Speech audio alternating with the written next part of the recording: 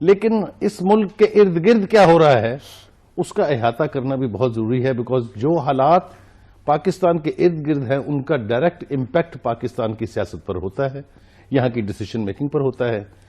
دشمن یا دوست ہمارے بارے میں کیا سوچ رہے ہیں اس کا ادراک آپ کو بھی ہونا چاہیے، تاکہ آپ یہ طے کر سکیں کہ کون کیا گل کھلا رہا ہے۔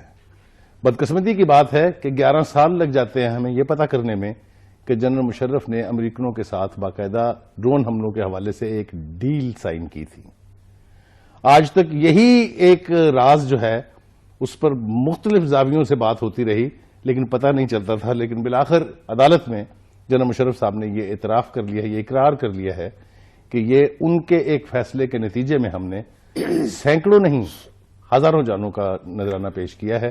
ہمارے فوجی بھائی وہ وہاں کام آئے ہیں۔ یہ سارا کچھ منظرنامہ کیا ہے، ہم کوشش کریں گے کہ گفتگو کے دوران آپ کو اس کا ادراک ہو، اور اس سلسلے میں گفتگو کے لیے ایک ایسے شخص کی تلاش تھی ہمیں جنہیں ان سب باتوں کا علم ہے۔ کس وقت کیا ہوا، پاکستان کی پالیٹکس نے کیا کیا کروٹیں لی، ان کا رول کہیں کنٹروورشل رہا، لیکن جب بھی کبھی ان سے بات کی انہوں نے ببانگ دہل نہ صرف اعتراف کیا بلکہ ہر بات کی ذمہ داری قبول کی۔ میری مراد ہے اس وقت اسٹوڈیو میں موجود ہیں ہمارے ساتھ جنرل حمید گل، جانا پہچانا نام ہے، کسی تعارف کے محتاج نہیں ہے۔ Welcome to the show sir. Thank you sir. General صاحب، بات یہ ہے کہ الیکشن پر تو ہم آ جائیں گے بعد میں، یہ تو ایکٹیویٹی ہو رہی ہے۔ افغانستان آپ کی اسپیشلائزیشن ہے، آپ کا رول ہے، آپ جانتے ہیں وہاں کون پلیئرز ہیں، کیا کر رہے ہیں، کیا ہونے جا رہا ہے، وڈرال سے پہلے کیا ہوگا، وڈرال کے بعد کیا ہوگا، آپ کو سب ادراک ہے۔ ایک الزام آپ پر لگتا ہے کہ آپ کے افغانستان میں جتنی بھی طالبان کی قیادت ہو یا اس سے پہلے جو تنظیمات تھی ان کی قیادت سے ذاتی تعلقات ہیں، اور آپ نے اس پر کبھی کوئی ڈینائل موڈ میں آپ نہیں گئے، آپ نے ہمیشہ کہا میرے تعلقات ہیں۔ یہ فرمائیے گا کہ افغانستان کا سیناریو آج کیا ہے، ذرا ہمارے ناظرین کو بتا دیجیے پلیز۔ سلیم، یہ بہت دلچسپ داستان جو انفولڈ ہو رہی ہے ہمارے سامنے، ہماری دہلیز کے اوپر۔ ٹھیک، پہلے ایک سپر پاور مار کھا کے گئی اور اس کا نظام بھی اس کے ساتھ چلا گیا۔ سوویت یونین بہت اشتراکیت کا شور و غوغا تھا، دنیا لپک لپک کی ان کی طرف جا رہی تھی، اور بالآخر جب میدان جنگ میں شکست ہو گئی تو اس کا بالکل ہی صفایا ہو گیا۔ نہ صرف یہاں سے صفایا ہو گیا بلکہ ویسے بھی برباد ہو گیا، ان کا نظام ہی چلا گیا۔ ٹھیک، پوری دنیا کے اندر ایک دنیا ایک پھر، اور انہوں نے کہا کہ یہ جو پہلے ہی گر رہا تھا جس کے متبادل اشتراکیت آئی تھی وہ نظام شاید اب جیت گیا ہے۔ تو آپ کو یاد ہوگا کہ فرانسس فوکیاما نے اس وقت لکھا کہ end of history and last man. ٹھیک، انہوں نے کہا اب تاریخ ختم ہو گئی، دو نظاموں کا ٹکراؤ تھا۔ لیکن اس کے 3 سال بعد فرانسس فوکیاما کے اس تھیسس کے بعد سیموئل پی ہنٹنگٹن نے کہا نہیں، اب اسلام میدان میں، اور اسلام میدان کا مطلب یہ ہے کہ اب یہ ہمارا دشمن نیا اسلام ہوگا من حیث النظام، جو ایک ابھی تک آیا تو نہیں لیکن جس کو نمودار ہونا ہے، اور جس کے وعدے کی بنیاد کے اوپر پاکستان دنیا میں آیا تھا، دنیا کے نقشے کے اوپر آیا تھا، اور جو ہمارا وعدہ تھا، یعنی اب یہ نظام جو ہے کھل کے سامنے آ گیا۔ جن صاحب میں قطع کلامی کر رہا ہوں، آپ یہ فرما رہے ہیں کہ جتنے بھی دنیا کے نظام ہیں وہ سب خائف ہیں اس نظام اسلام سے۔ ایگزیکٹلی، یہ کشمکش کی نوعیت کو سمجھنا بہت ضروری ہے۔ ٹھیک، اور اس میں پاکستان کا رول کہاں بنتا ہے، یہ ایک بہت دلچسپ سوال ہے ہمارے سامنے، اور اگر اس کو ہماری قوم سمجھ جائے تو پھر کوئی جو مایوسی کے جو فضا اس وقت موجود ہے ہمارے پاس، یہ بالکل ایک دم چھٹ جائے گی۔ پھر ہمیں پتہ بھی ہوگا کہ ہم قربانیاں کیوں دے رہے ہیں، کس قسم کی جنگ لڑ رہے ہیں۔ یہ انویزیبل وار ہے جو ہم لڑ رہے ہیں، لیکن اس میں سٹیکس بڑے ہائی ہیں، مغرب کے سٹیکس بھی ہائی ہیں اور ہمارے سٹیکس بھی بہت ہائی ہیں۔ یعنی اس کے اندر جو بیٹ لگی ہوئی ہے کہ کون جیتے گا کون ہارے گا، اس کے اوپر دنیا اقوام عالم کی تاریخ کا انحصار ہے، اور پاکستان جو ہے اس کی ڈیسٹنی اس کے ساتھ منسلک۔ تو چنانچہ اب دوسری پاور جو آئی، میں ہرگز ماننے کے لیے تیار نہیں کہ وہ 9/11 کی وجہ سے آئی۔ 9/11 تو ایک کرائم تھا، اگر سب سے بڑے، اول تو جھوٹ تھا، اور ابھی تک وہ ثبوت اسامہ بن لادن کے خلاف خود امریکہ میں سوال اٹھ رہے ہیں۔ ایف بی آئی کی ویب سائٹ پہ جائیں، there is no hard evidence against Osama, اور اس کو اگر وہ مارا گیا زندہ تو ابھی کہتے ہیں، میں تو ان کی بات مان لیتا ہوں، تو آپ نے ایویڈنس کیوں ڈسٹروائے کیا؟ ایک آدمی جو ایویڈنس دے سکتا تھا آپ کے ہاتھ میں آیا، مزاحمت نہیں کر رہا تھا، آپ نے اس کو پکڑا کیوں نہیں؟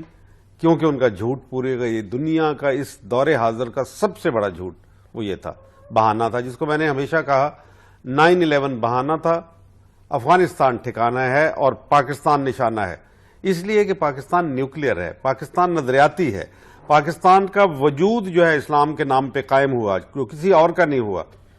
پاکستان ایک جغرافیائی حیثیت بعد میں بنا، لیکن ایک خیال، ایک فینومینا، وہ پہلے آرزو جو پہلے آ چکی تھی وہ نظام کے لیے تھی۔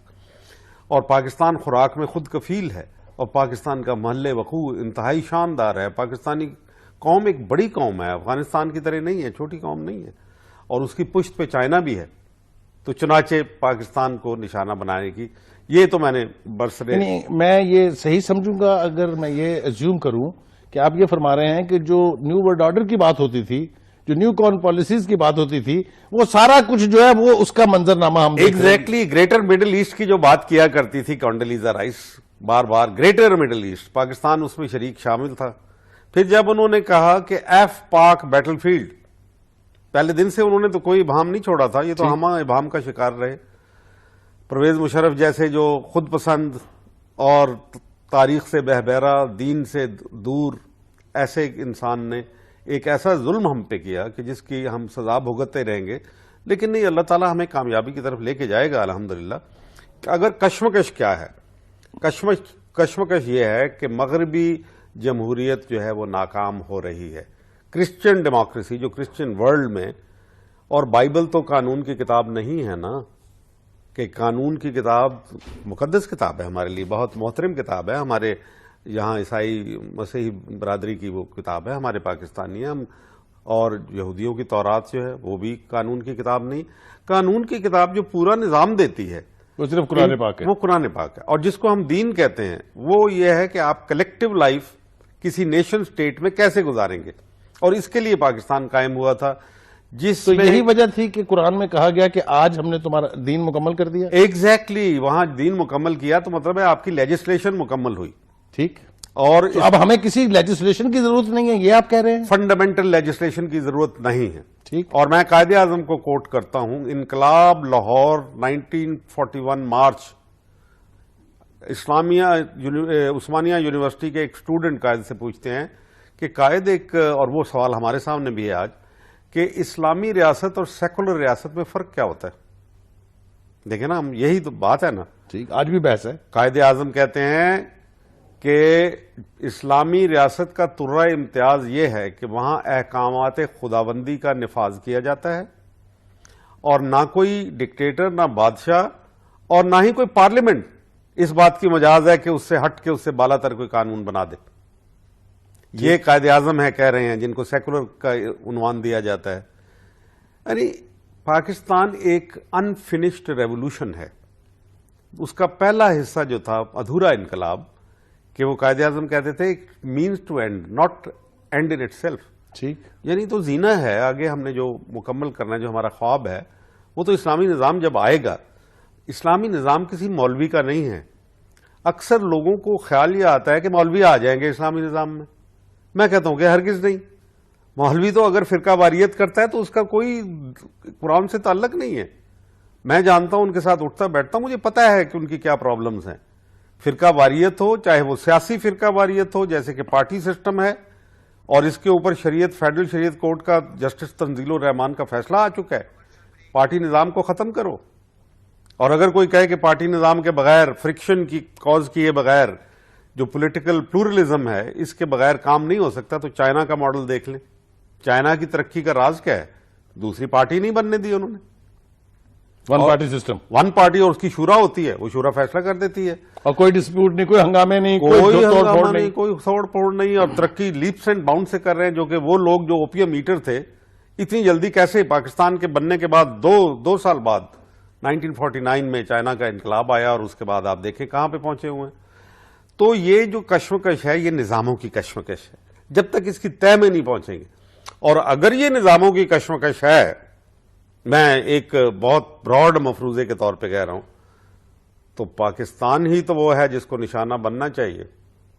پاکستان جو ہے، اگر وہ نئے نظام کی طرف چل پڑے گا، اب آکیپائی وال اسٹریٹ، ٹیکسیشن کے نظام کے خلاف بغاوت، اینٹی گلوبلائزیشن، کارپوریٹ ورلڈ کے خلاف بغاوت، ہر جگہ ان جنگوں کے خلاف ان کے اپنے شہریوں کی بغاوت، اپنی شہریوں کیوں؟ کیونکہ وہ ناکام ہو گیا. The system is feeling. Europe is the most indebted, اور اس کے بعد امریکہ سب سے زیادہ انڈیٹڈ کنٹری ہے. آپ کو پتا ہے کہ ان کا ڈیٹ کتنا ہے؟ $16 ٹریلین سے کراس کر چکا ہوا. اس میں سے 5 ٹریلین تو صرف انہوں نے چائنا کے دینے ہیں. ابھی انہوں نے چائنا کے ادا کر. ناظرین، گفتگو ہو رہی ہے جنرل حمید گل صاحب سے. آپ نے دیکھا انہوں نے خوبصورت طریقے سے سم اپ کیا کہ 9/11 بہانہ تھا، افغانستان ٹھکانہ ہے اور پاکستان نشانہ ہے. ہم صرف دعا ہی کر سکتے ہیں کہ ہماری لیڈرشپ کو ان سب باتوں کا ادراک اگر ہو جائے تو شاید ہم صحیح سمت میں چل پڑیں گے. اس پر مزید بات ہوگی. افغانستان کی گفتگو جو ہے ابھی ادھوری ہے. جب بریک سے واپس آئیں گے تو افغانستان کو فوکس کریں گے اور پھر باقی دوسرے ایشوز پر جنرل صاحب سے بات ہوگی. چلتے ہیں ایک بریک کے لیے. ویلکم بیک ناظرین. بات ہو رہی ہے افغانستان کے حوالے سے جنرل حمید گل صاحب کے ساتھ، اور جیسا میں نے کہا کہ 9/11 بہانہ تھا، افغانستان ٹھکانہ ہے، پاکستان نشانہ ہے. پھر ایک دفعہ میں کہتا ہوں کہ خدا کرے کہ ہماری سیاسی قیادت بھی، ہماری فوجی قیادت بھی ان باتوں کا اگر ادراک کر لے تو پھر فیصلے کرنے آسان ہو جاتے ہیں. جن صاحب، میں نے آپ سے ابتدا میں پوچھا تھا کہ افغانستان میں آج جو تھیٹر لگا ہوا ہے اس کے ڈائریکٹ امپلیکیشنز پاکستان پر کیا ہیں، اور کیا امریکہ اپنے وعدے کے مطابق 2014 میں وہاں سے بھاگ جائے گا یا نہیں؟ بہت دلچسپ سوال. پہلی بات تو یہ میں تھوڑا سا بیان کر دوں کہ میں اب جب کہتا ہوں کہ میں سانس لے رہا ہوں، میں زندہ ہوں، آپ سانس لے رہے ہیں، آپ زندہ ہیں، جو لوگ بھی آپ کے ناظرین سن رہے ہیں، میں کہتا ہوں کہ ہم بڑے خوش قسمت ہیں. اگرچہ ہم سمجھتے ہیں کہ ہمارے اوپر بہت بڑی افتاد ہے، لیکن اس میں سے جو نتائج برآمد ہونے ہیں بڑے زبردست ہیں.